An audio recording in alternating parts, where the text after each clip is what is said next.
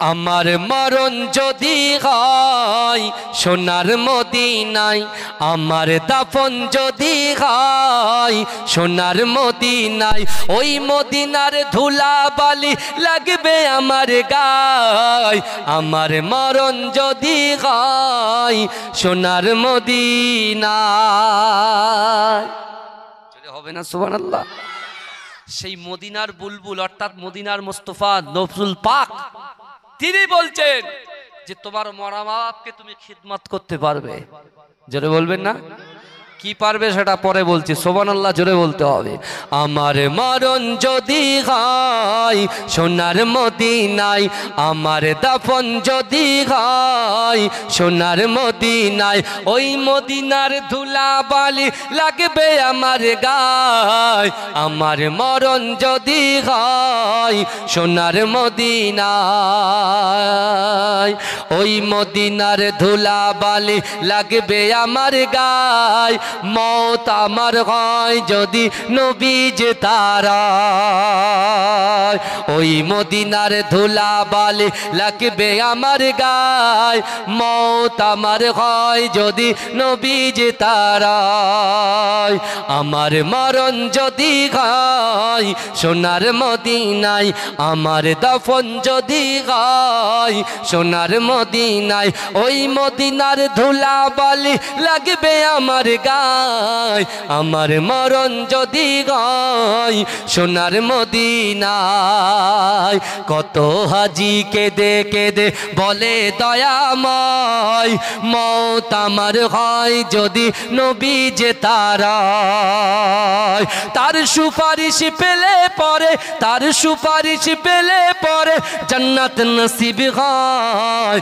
আমার মরণ যদি হয় সোনার মদিনায়, আমার দাফন যদি হয় সোনার মদিনায়, ওই মদিনার ধুলা বালি লাগবে আমার গায়। আমার মরণ যদি হয় সোনার মদিনায়, রওজা নবীর দেখলে পরে প্রাণটা ভরে যায়, নয়ন যুগল অশ্রু ঝরে পলক ভিজে যায়। রওজা নবীর দেখলে পরে প্রাণটা ভরে যায়, নয়ন যুগল অশ্রু ঝরে পলক ভিজে যায়।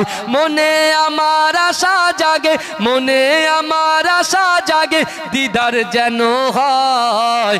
আমার মরণ যদি হয় সোনার মদিনায়, আমার দাফন যদি হয় সোনার মদিনায়। সোনার মদিনায় গিয়ে চুম্ব নবীর পায়, সালাম আমি দিব গিয়ে নবীজির রওজায়। সোনার মদিনায় গিয়ে চুম্ব নবীর পায়, সালাম আমি দেব গিয়ে নবীজির রওজায়। নিরালাই কাঁদবো ওই দিন, নিরালাই কাঁদবো ওই দিন খোদারি কাবায়।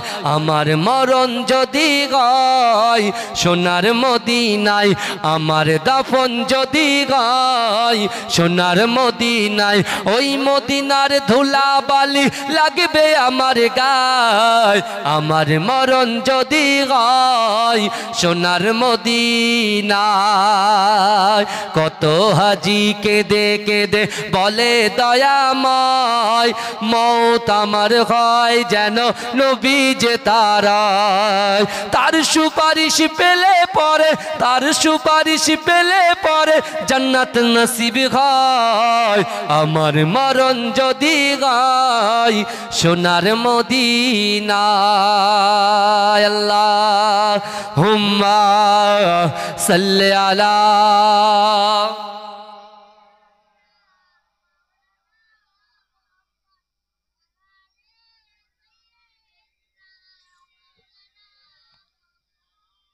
আমার বাপেরা ভাইরা ভালো করে শোনেন, যাদের বাপ মা নাই আমি তাদেরকে বার্তাটা দিয়ে গেলাম, রাসূলুল্লাহর হাদিস থেকে, রাসূলুল্লাহর মুখস্থৃত বাণী থেকে বলে গেলাম। আমল করার দায়িত্ব কার? আমার না আপনার? এই কথা বলেন, আমল করার দায়িত্ব কার? আমার না আপনার? কবরে কটা জিনিস যাবে? এই বলেন দুটো, ইমান যাবে আমল যাবে। এই যে বসে আছেন এটা আল্লাহ এই কাজটাকে আমলে পরিণত করে দেবে, জোরে বলুন। এই জোরে বলা যাবে না? বিশ্বনবী রাসূলুল্লাহ দরবার থেকে ওই যুবকটা যখন কাঁদতে কাঁদতে বেরিয়ে যাচ্ছে, আল্লাহ রাসূল পিছন থেকে ডাক দিলেন, বাবা যুবক একটু আমার কাছে এসো। সত্যি তোমার মা বাপকে খিদমত করার ইচ্ছা হয়? বলছি ইয়া রাসূলুল্লাহ, হ্যাঁ আমার পিতা মাতার খিদমত করার ইচ্ছা হয়। আমার দয়ার নবী সোনার নবী জনাবে মুহাম্মদুর রাসূলুল্লাহ সাল্লাল্লাহু আলাইহি ওয়াসাল্লাম ওই যুবককে বলেছিল, বাবা যুবক, আল্লাহ পাক রব্বুল আলামিন পাঁচবার বান্দাকে ডাকে সালাত সালাত সালাত, নামাজ নামাজ নামাজ। এ যুবক শোনো শোনো, ওই নামাজের পাটিতে মাসাল্লা বিছিয়ে দিয়ে ওই নামাজের পাটিতে বসে নামাজ আদায় করে আল্লাহর দরবারে যদি হাত উত্তোলন করে এই দোয়া যদি পড়তে পারো, রব্বির হামহুমা কামা রব্বায়ানি সাগীরা, রব্বির হামহুমা কামা রব্বায়ানি সাগীরা। এ যুবকেরা, নারীরা, পুরুষেরা একটু ভালো করে বোঝার চেষ্টা করেন। ওই নামাজের পাটিতে এই দোয়াটাকে আল্লাহর কাছে চাওয়ার জন্য আমার আল্লাহ পাক জিন্দেগি জীবনে মা বাপ বেঁচে থাকাকালীন যে সওয়াবটা আতা করে, আমার আল্লাহ পাক পিতা মাতার খিদমত করার সওয়াবটা আপনার আমল নামায় লিখে দেয়। এ যুবকেরা ভাইরা একটু ভালো করে বোঝার চেষ্টা করেন। বিশ্ব নবী রাসূলুল্লাহ সাল্লাল্লাহু আলাইহি ওয়াসাল্লাম ওই যুবককে বলেছিলেন, সাহাবাদেরকে বলেছিলেন, ও আমার সাহাবারা, তোমরা যদি পিতা মাতার খিদমত করতে যাও, তোমরা যদি পিতা মাতার কবরে সব পৌঁছতে চাও, আল্লাহ যে রিজিক তোমাদেরকে দিয়েছে, আল্লাহ যে রুজি দিয়েছে, তোমাদের অর্থ থেকে, তোমাদের গচ্ছিত সম্পদ থেকে তোমরা একটু সাদকা করে দাও, তোমরা একটু দান খায়রাত করে দাও। আল্লাহর কোরআন বলছে, বান্দা ও আম্মাসা ইলা ফালা তারাহার, যদি কোনো মানুষ কোনো মানুষের কাছে হাত পাতে, ওই হাতটাকে তোমরা ফিরত দিও না। বিশ্ব নবী রাসূলুল্লাহ বললেন যে আমার সাহাবারা শোনো শোনো, আল্লাহর বান্দা বান্দিরা যদি দান করে, আল্লাহর বান্দা বান্দিরা যদি সাদকা করে, ওই সাদকাটা করার জন্য, দান খায়রাত করার জন্য তার পিতা মাতাকে যেমন দুনিয়াতে বেঁচে থাকাকালীন খেদমত করার সওয়াব পেত, ওই সওয়াবটা দান করার জন্য পেয়ে যাবে। যদি বলুন না, আজকে কাঁটালিয়া মসজিদ একতলা, আমি সেই আজকে 2018 আগ থেকে 17 সাল থেকে আসছি এখানে, বুঝতে পেরেছেন? 17 সাল থেকে দেখে যাচ্ছি সে একই অবস্থায় আছে, বুঝতে পারছেন? মুসল্লি বাড়ছে না কমছে? কথা বলেন। জুম্মার কথা বলছি, ফজর জোহরের কথা আমি বলবো না। এই জুম্মার নামাজে পুরোটাই হয়তো নাকি না বাইরে ছাপিয়ে যায়? বাইরে হয়তো বাইরে আসে যায় তো, তাহলে দুতলা হবে না? কবে হবে? পুরো একদম আপনার ঘটকপুকুর থেকে আর আপনার খড়িবাড়ি পর্যন্ত, মাঝরার দরবার পর্যন্ত মসজিদগুলো দেখবেন তো। মসজিদ কার ঘর? কথা বলেন। আল্লাহর ঘর। কবর কাদের ঘর? আমাদের ঘর তো। আসল ঘর কি? কবর আমাদের ঘর। তাহলে কবরকে সুসজ্জিত করতে গেলে, কবরকে আলোকময় করতে গেলে, কবরে শান্তি পেতে গেলে এই ঘরটাকে সাজাতে হবে। শুধু টাকা দিয়ে সাজালে হবে না, বডি দিয়েও সাজাতে হবে, বুঝতে পারছেন না? আমরা টাকা দিয়ে এক পাশ, এক বান্ডিল রড, 100 ফুট বালি দিয়ে দিলাম, হয়ে গেল। কিন্তু আমার ভাইরা এই মসজিদটাকে পরিবর্তন করতে, যোগ্য ইমাম সাহেব আছে আমার ভাই, খোঁজ নাই, মাঝে মাঝে ফোন টোন করে, আলহামদুলিল্লাহ। আর এখন মাশাআল্লাহ আপনাদের দোয়ার বরকতে রাকিবুল আজিজ তো প্রচুর জায়গায় ছুটছে আপনাদের দোয়া। আমি হজ করে 2018 সালে হজ করে এসে প্রথম হজ করেছি এখানে, আর মনে আছে, মাথায় চুল ছিল না, এখন বড় বড় চুল হয়ে গেছে, কি বুঝলেন?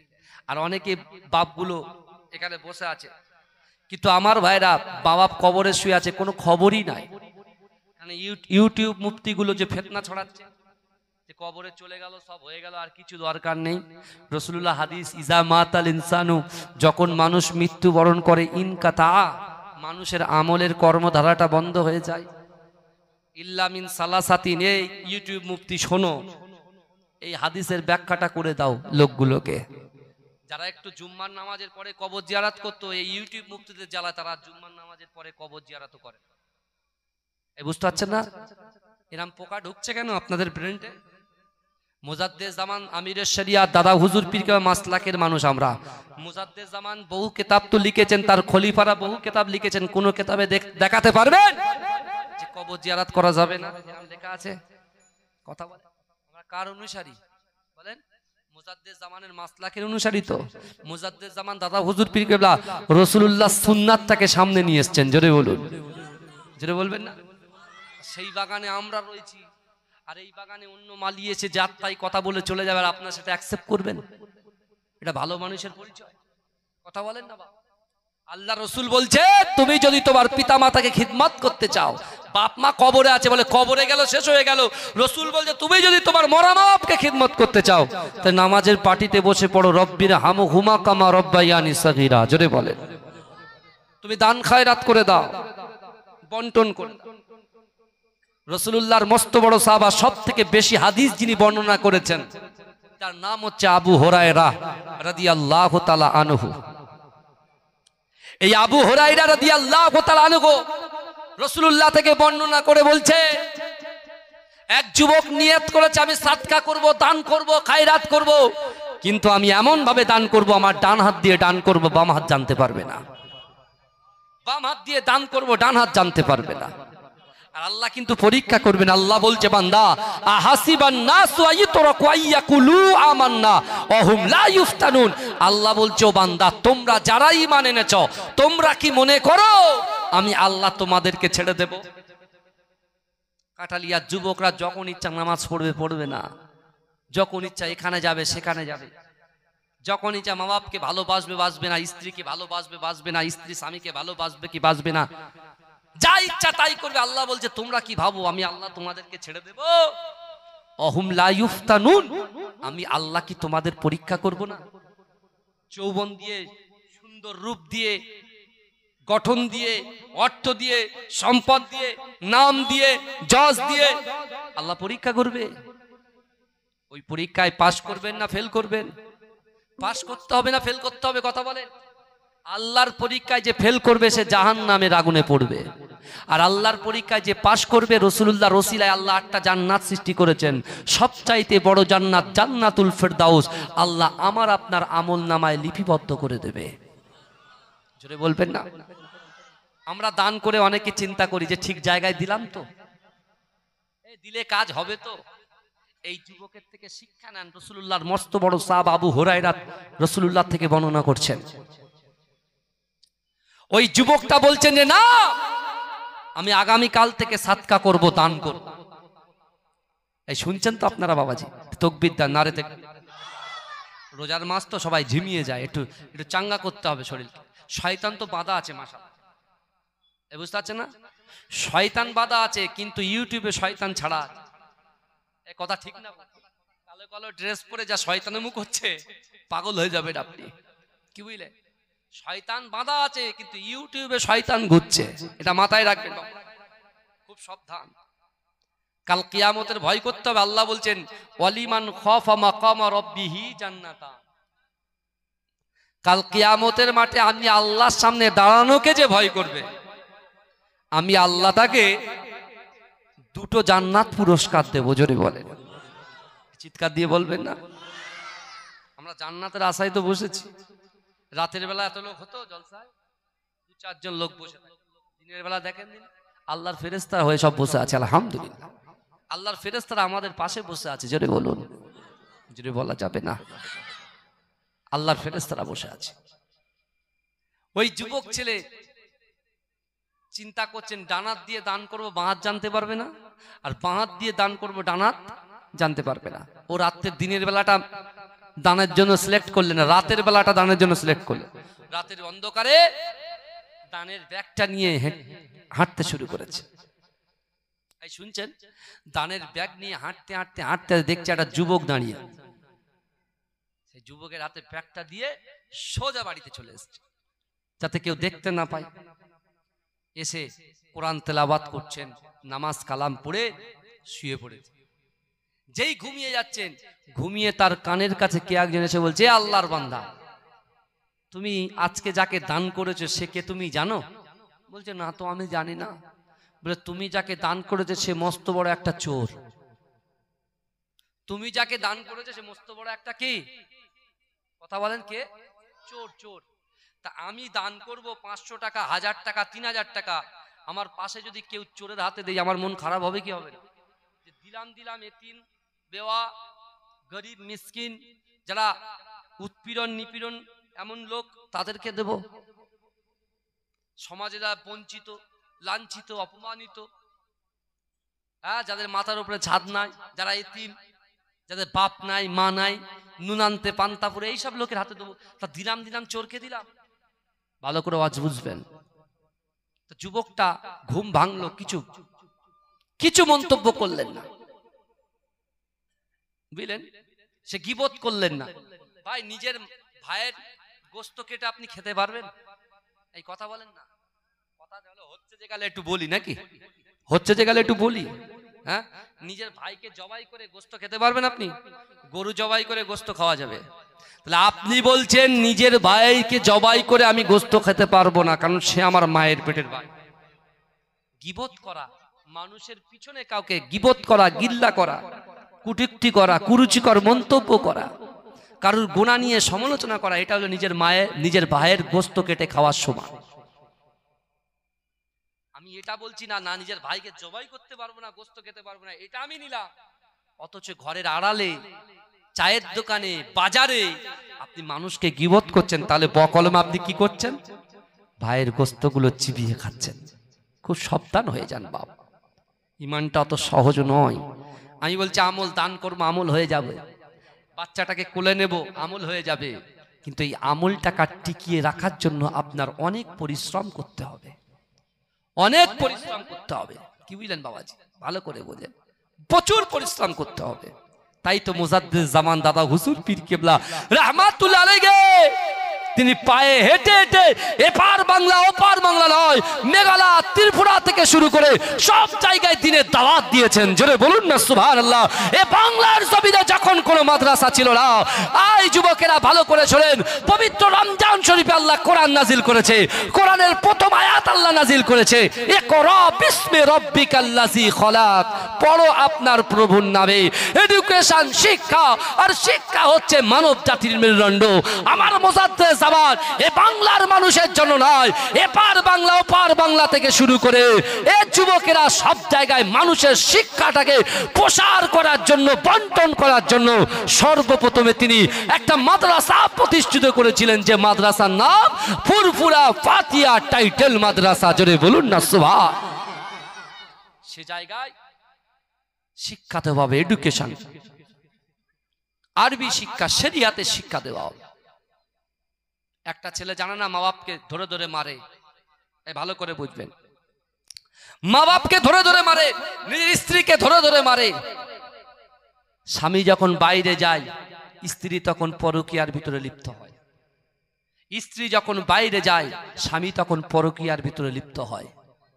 ভালো করে বুঝবেন, কথা বলেন না। আমি আমার স্ত্রী হক নষ্ট করছি, স্বামীর হক নষ্ট করছি, আর আল্লাহ বলছে বান্দা আমি কিন্তু তোমাদের দিকে দেখছি। কিয়ামতের মাটি আমি আল্লাহর সামনে তোমাদেরকে দাঁড়াতে হবে। আমি আল্লাহ তোমাদেরকে 5টা প্রশ্ন করব। এই প্রশ্নের জবাব যতক্ষণ পর্যন্ত দিতে পারবে না, ততক্ষণ পর্যন্ত আমি আল্লাহ তোমার আমলনামা মিজানের পাল্লায় তুলব না। কি করবেন আপনি? কথা বলেন না বাবা। কোথায় যাবেন আপনি? আমি কোথায় যাব? আপনি কোথায় যাবে? আপনার স্ত্রী কোথায় যাবে? আপনার বাপ কোথায় যাবে? মা কোথায় যাবে? কোনো ঠিকানাই থাকবে। ইয়া নফসি, আমার কি হবে, আমার কি হবে, আমার কি হবে? আজকে পবিত্র রমজান মাসে আপনাদের মতো শ্রদ্ধবান যুবক বাবাজি মুহিব্বিনদেরকে মহাব্বত করি। সেই মুজাদ্দিদ জামান তিনি কি করলেন? শিক্ষার সাথে সাথে কিছু খলিফা তৈরি করলেন, তার আদর্শে আদর্শিত খলিফা তৈরি করলেন। তাদেরকে এক একটা জায়গায় দায়িত্ব দিয়ে দিলেন। সেই মুজাদ্দিদ জামান দাদা হুজুর পীর কেবলা এই ফুরফুরা ফাতিয়া টাইটেল মাদ্রাসা নির্মাণ করার পরে সর্বপ্রথমে হুজুর কাকে মাদ্রাসার দায়িত্বটা দেবেন? সর্বপ্রথম ফুরফুরা ফাতিয়া টাইটেল মাদ্রাসার প্রথম সুপারিনটেন্ডেন্ট হিসাবে মাজেরাইট পীর সাহেব হুজুরের আব্বাজান আমার পরদাদা আহমদ আলী হামিদ শাহ জালালি রহমাতুল্লাহ আলাইহির হাতে ওই মাদ্রাসার দায়িত্বটা তুলে দিলেন। জোরে বলুন। 1 বছর নয়, একটানা 18 বছর, প্রায় 22 বছর ধরে তিনি মুজাদ্দেদ জামানের দরবারে ছিলেন। জোরে বলুন না। কিন্তু আমার ভাইরা, আজকে আমরা ওলিদেরকে মহব্বত করি। আমার পীর সাহেব হুজুর এসেছেন, সাহাসুফি কারি ইসমাইল সিদ্দিকী হুজুর পীর কেবলা বসে আছেন, যার মুখ দেখলে যেন মনে হয় আমাদের কাছ থেকে সগীরা গুনাহগুলো যেন ঝরে ঝরে পড়ে যায়। আল্লাহর আলেমদের মুখের দিকে তাকালে বুঝলেন আল্লাহ পাপ মোচন করে। ছোট হুজুর পীর কেবলা রহমাতুল্লাহ আলাইহি লিখতে জিগার আওলাদ এসেছেন। আজকে আমরা ওয়াজ করছি, লোকের চোখ দিয়ে পানি বেরোয় না। আর ছোট হুজুর পিলে শুধু বাবাজি বলে একটা টান দিত, লোক একটা কাঁটা মুরগিকে ছেড়ে দিলেন ছটফট করতো, তখনকার মানুষগুলো এবার ছটফট ছটফট করতো। এ কথা ঠিক না বল? মুফতি আজম মেজলা হুজুর পীর কেবলা যখন আলোচনা করতেন, বাইরে থেকে প্রচুর লোক এসে বসে থাকতেন। বড় হুজুর পীর কেবলা যখন আলোচনা করতেন, বাইরে থেকে লোক এসে বসে থাকতেন। আমার ভাইরা, আজকে ওলিদের মহব্বত করেন, ওলিদেরকে ভালোবাসেন, সেই ভালোবাসা তখনই আপনার কবুলিয়াতের জায়গায় পৌঁছাবে যদি আপনি তার আদর্শে আদর্শিত হতে পারেন। মিথ্যা অর্জন করতে হবে, জীবনে মিথ্যা কথা বলবেন না, দয়া করে বলছি। আমার রসুল্লাহ আদর্শ যদি আপনি ফলো করতে চান, রসুল জিন্দেগিতে মিথ্যা কথা বলেনি, রসুল পিছনে কাউর গোপনে কোনো গিবত গিল্লা করেনি, কাউকে কষ্ট দেয়নি। রসুল নিজে মার খেয়েছে, কিন্তু মানুষকে নরম হৃদয় দিয়ে ইসলামটাকে তাদের কাছে প্রচার করেছেন। যদি বলুন, ওই যুবক প্রথমে দান করলেন কার হাতে? এই যাকে দান করলেন তার কার হাতে দিলেন? চোরের হাতে। সে নিয়ত করছে, সে গীবত করলেন না, সে নিয়ত করছে আল্লাহ আমি আগামীকাল আবার রাতের বেলা সাদকা করব, দান করব। জোরে বলেন। আমার ভাই জানেরা, এ নবী পাকের উম্মত উম্মতিরা, এ নবী দেবানারা, একটু ভালো করে বোঝার চেষ্টা করেন। ওই যুবক ছেলেটা রাতের অন্ধকারে দানের ব্যাগটা নিয়ে ছুটে ছুটে ছুটে ছুটে পার হয়ে যায়। কিন্তু এই যুবকেরা তিনি দূর থেকে দেখতে পান একজন রমণী দাঁড়িয়ে আছে, একজন নারী দাঁড়িয়ে আছে। এ যুবকেরা ওই দানের ব্যাগটাকে ওই নারীর হাতে দিয়ে এক ছুটে বাড়িতে চলে আসে। এ যুবকেরা, এ নবী পাকের উম্মত উম্মতিরা, ওই সময় তিনি যখন ঘুমিয়ে যখন যান, হঠাৎ করে তার কর্ণগোরে কে যেন এসে বলে, এ আল্লাহর বান্দা তুমি বলো তো দেখি, আজকে রাতের বেলা তুমি যাকে দান করেছো তাকে কি তুমি চেনো? বলছে না না না, আমি তাকে চিনি না। এ যুবকেরা, ওই আগন্তুক ব্যক্তি এসে বলছেন, তুমি যার হাতে দান করেছো ওই নারীটা হচ্ছে একজন ব্যভিচারিণী নারী, সে তার দেহকে ব্যবসা করে টাকার বিনিময়ে। এ যুবকেরা, আল্লাহর বান্দা কষ্ট পেলেন না, আল্লাহর বান্দা কুরুচিকর মন্তব্য করলেন না, আল্লাহর বান্দা গীবত করলেন না, বরঞ্চ আল্লাহর কাছে নামাজের মাসাল্লায় বসে আল্লাহর কাছে নিয়ত করলেন, ওগো রব্বুল আলামিন আল্লাহ, আমি আপনার বান্দা আগামী কাল রাতের বেলা আবার দান করতে চলে যাব। জোরে বলুন। এই চিৎকার দিয়ে বলা যাবে না সুবহানাল্লাহ? নারে তাকবীর। ওই যুবকটা আবার রাতের বেলা বেরিয়ে গেলেন।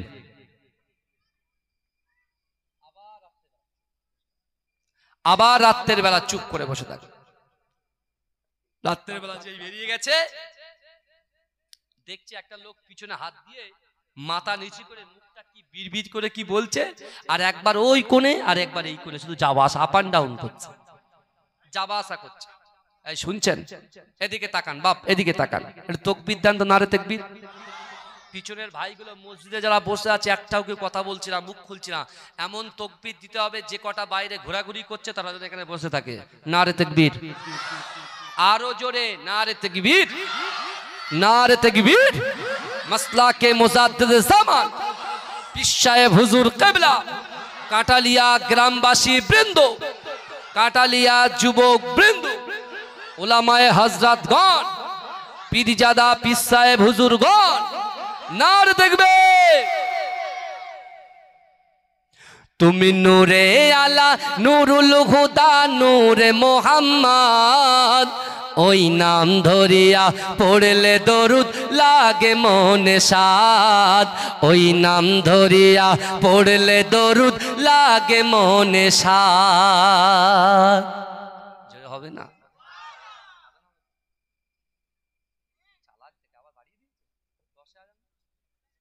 চালাক দেখেছেন? আমি আজান হবে ঠিক করে রেখেছি, 10-এ আজান বলে 20-তে আজান। তাকবীর দেন, নারে তাকবীর।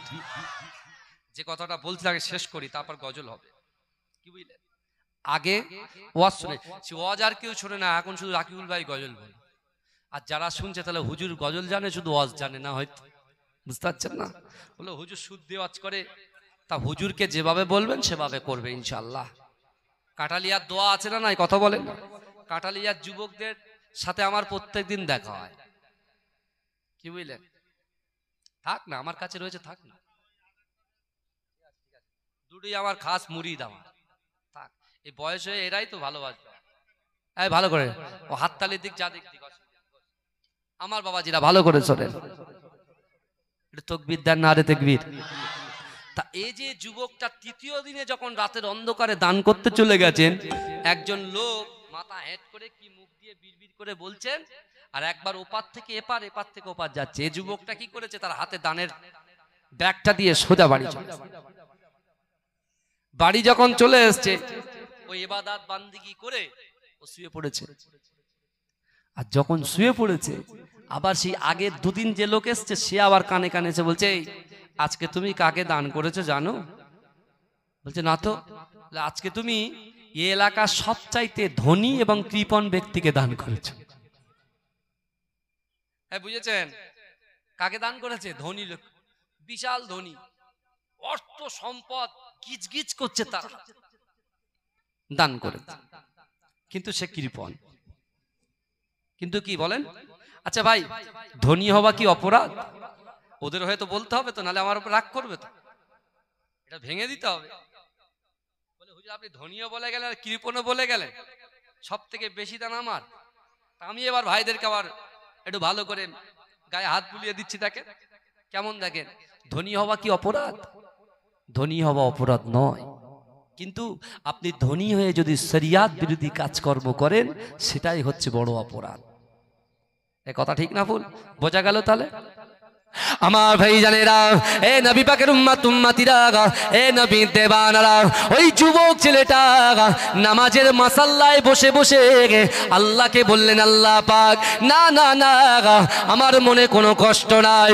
আপনি কোরআনে বলেছেন, ও আম্মা সাইলা ফালা তানহার, যদি কোনো মানুষ কোনো মানুষের কাছে হাত পাতে, ওই হাতটাকে তোমরা ফেরত দিও না। আল্লাহ রসুল বলছে, দান করো, খয়রাত করো, সাদকা দাও, আল্লাহ বিপদ আপদ বালা মুসিবত থেকে হেফাজত করবে। এ যুবকেরা, এ নবী পাকের উম্মত উম্মতিরা, ওই যুবকটা আল্লাহকে বললেন, আল্লাহ পাক, প্রথম দিনে দান করলাম সে হলো চোর, দ্বিতীয় দিনে দান করলাম সে একজন ব্যভিচারিণী নারী, তৃতীয় দিন দান করলাম সে একজন ধনী ব্যক্তি, কৃপণ।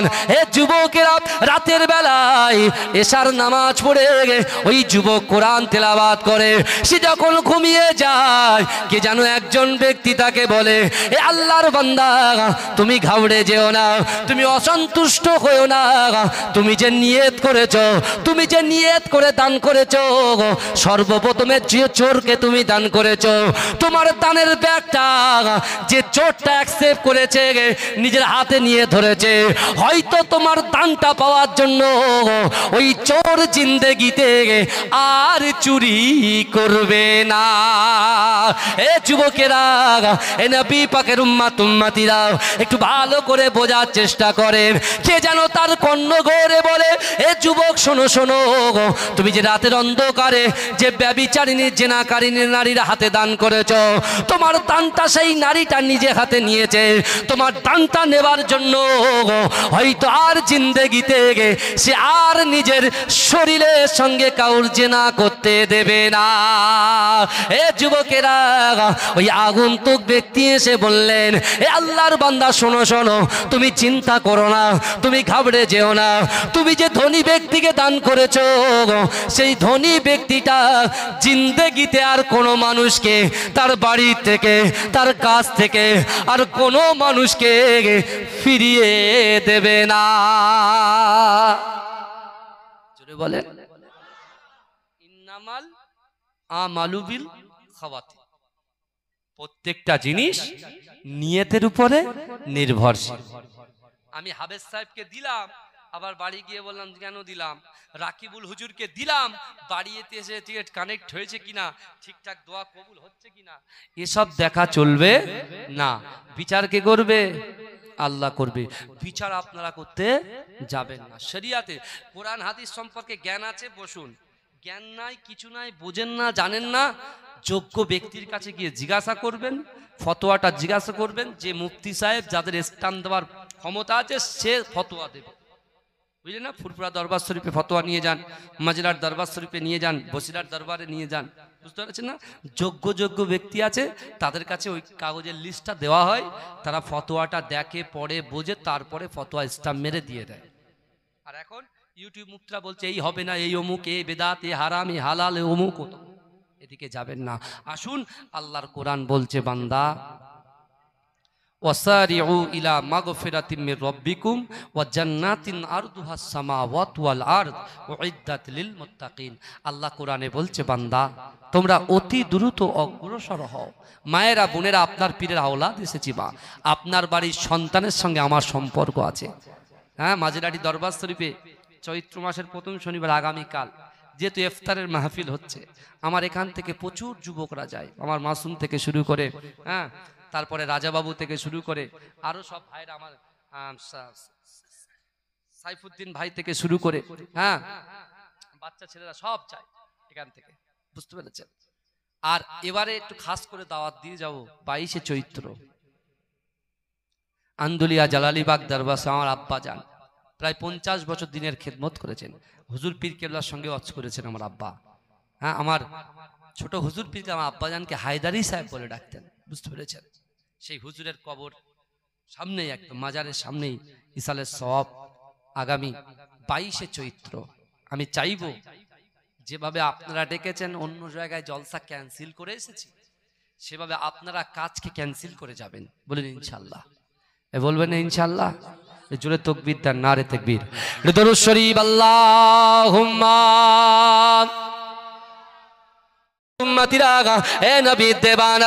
আমার আপনার নবী, দয়ার নবী জানাবে মুহাম্মাদুর রাসূলুল্লাহ সাল্লাল্লাহু আলাইহি ওয়াসাল্লাম, ওই যুবকের কথা শুনে আমার দয়ার নবী ঝরঝর করে কাঁদছে।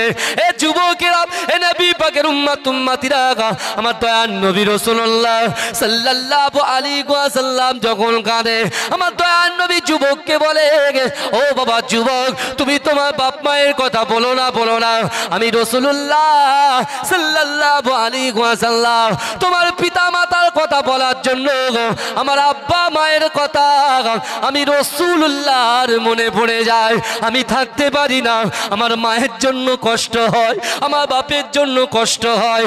ও যুবক, না না না, আল্লাহ যখন তোমাকে ক্ষমতা দিয়েছিলাম, আল্লাহ যখন তোমাকে অর্থ দিয়েছিল, তুমি তোমার মা বাপকে খিদমত করতে পারলে না, কিন্তু না না না, আমি রাসূলুল্লাহ দরবারে তুমি আত্মনাদ করছো, আমি রাসূলুল্লাহ দরবারে তুমি তোমার মা বাপের কথা বলছো।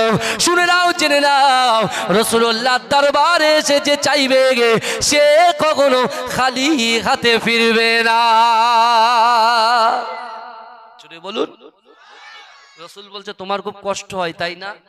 তোমার বাপ মাও নাই, আমি রাসূলুল্লাহ, আমিও এতিম, আমার বাপ মাও নাই, তোমার বাপ মার কথা তোমার মনে পড়ছে, তুমি বললে আমার বাপ মায়ের কথা মনে পড়ছে। কিন্তু আজকে এই কাটালিয়া গ্রামে আমার সামনে পিছনে ডান দিকে বাদিকে অনেক কবরবাসী আছে, কি আছে না? আছে না নাই? কথা বলেন। আজকে যারা জান্নাতের বাগানে রোজদার আল্লাহর বান্দা হয়ে, রোজাদার হয়ে এই জান্নাতের বাগানে যারা বসেছে, বসে তাকবীর দিচ্ছেন, আলহামদুলিল্লাহ বলছেন, হ্যাঁ, জিকির করছেন, কোরআনের আয়াত শুনছেন, হাদিস শুনছেন, এই বসার জন্য বিশ্বাস করুন ওই কবরওয়ালার বাড়ির থেকে তার যুবকেরা, তার সন্তানেরা, তার নাতিপুতিরা, তার বৌমারা, তার সন্তানগুলো এই জান্নাতের বাগানে যারা বসে আছে, বিশ্বাস করেন এই জান্নাতের বাগানে বসার জন্য অটোমেটিক তাদের কবরে আল্লাহ সব পৌঁছে দিচ্ছে। জোরে বলবেন না, জোরে হবে না সুবহানাল্লাহ। কবরে কেউ যাবে আমাদের সাথে? কথা বলেন। কবরে কেউ যাবে না। কবরে যাবে দুটো জিনিস। কি যাবে? ঈমান যাবে আর আমল যাবে।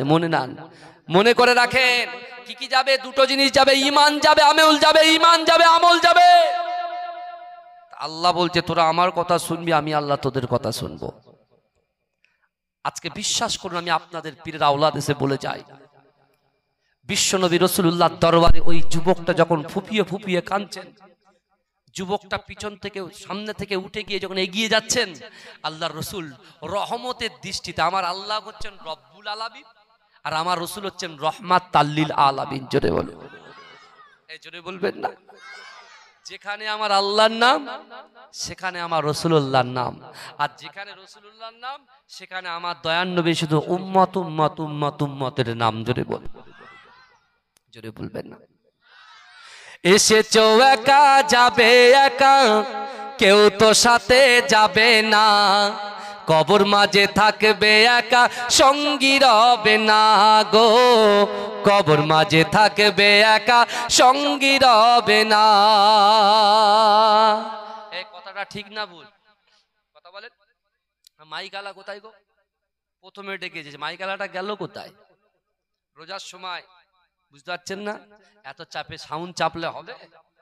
বুঝতে পারছেন? আমার বাবা যারা ভাবাটা, আজকে আমি আপনাদেরকে বলি, বিশ্ব নবীর দরবার থেকে ওই যুবকটা বেরিয়ে যাচ্ছেন, রাসূলুল্লাহ ইশারা করে ডাকলেন। জোরে বলবেন না, জোরে বলেন ভাই। আরে এমন জোরে সুবহানাল্লাহ বলতে হবে, তাকবীর দিতে হবে, জমজম করবে, গমগম করবে। বুঝতে পারছেন না? বছরে 11 মাস খেয়েছি ভাই, পেট পুরে খেয়েছি, chicken, burger, mutton, chicken, rezala থেকে শুরু করে ওরে বাপরে ভাই, দেশি মুরগি, আবার এখন সব বড় বড় বয়াল মুরগি, কি সব মুরগি উঠেছে, কক মুরগি, সব খেয়েছি। বুঝতে পেরেছেন? আর বছরে 1 মাস রোজা করব, তাও ফরজ। 1 মাস রোজা করা ফরজ। আর আমার যুবকগুলো রোজার আগে শুধু ডাক্তার বাড়ি গিয়ে লাইন দিচ্ছে। কি ব্যাপার? ডাক্তারও জানেন আমার বুকটা কিনকিন করছে, আমার কোমরটা কিনকিন করছে, যন্ত্রণা হচ্ছে, পিঠে সিদ্ধাটা টান ধরছে। তার মানে ডাক্তারবাবু বাড়িতে হোম মিনিস্টারকে বলেছি, বিবিকে, যে রোজা করব না, 2-4টে আটপাট দিয়ে বলে, চুলোই কিন্তু উঠবে না, হাঁড়ি উঠবে না, আমি রোজা করবো আর তুমি খাবে, হবে না। তা ডাক্তারবাবু আপনি একটু প্রেসক্রিপশনে লিখে দেন 1 মাস বেড রেস্ট, কিছু করা যাবে না। আল্লাহ বলছে, বান্দা আমি আল্লাহ বলছি, নাহনু আকরাবু ইলাইহি মিন হাবলিল ওয়ারিদ। আল্লাহ বলছে, বান্দা তোর ঘাড়ের শিরা উপশিরার থেকে অতি নিকটবর্তী আমি আল্লাহ তোর সাথে আছি। জোরে বলুন। আল্লাহ বলছে, তুই কি অভিনয় করছিস বান্দা? তোকে রিজিক দিয়েছি, তুই নামাজ পড়িস না, তাও তোর রিজিক বন্ধ করিনি। তুই পিতামাতার খিদমত করিস না, তাও তোমার রিজিক বন্ধ করিনি, তোমার ব্যবসায় বরকত দিয়ে যাচ্ছি। আর বছরে 11 মাস খেয়েছো, 1 মাস রোজা রাখবে, তাও তো অভিনয় করে ডক্টরের কাছে প্রেসক্রিপশন লেখাচ্ছ বিবির কাছে বাঁচার জন্য। আমি আল্লাহ কবরে 4টে কানা ফেরেশতা রেডি করে রেখেছি, 2টো মাথার সামনে, 2টো পায়ের কাছে। আর কানারে মূলো খাত দেখাতে নেই, আল্লাহ তোমাকে মূলো বানাবে আর বলবে চালা, দুমদাম চল। ভাইজান অত সহজ নয়।